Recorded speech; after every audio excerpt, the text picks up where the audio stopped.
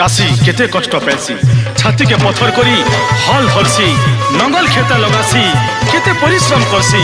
নিজের কথা কেবে নি ভাবে অন্য লোকের কথা ভাবছি সারা দুনিয়ার কথাকে সে নিজের ভাবি করি নিজে ভাবি করি কাম করছি যেতে কষ্ট আসু যেতে দুঃখ আসু सबुके से सही नेसी शस्य सामनारे परिपूर्ण करतेसी चाषी निजर ठानु भी दुनिया के बेसी भल पाइसी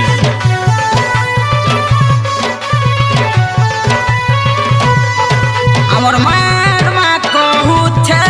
कंजे कांदू चूरे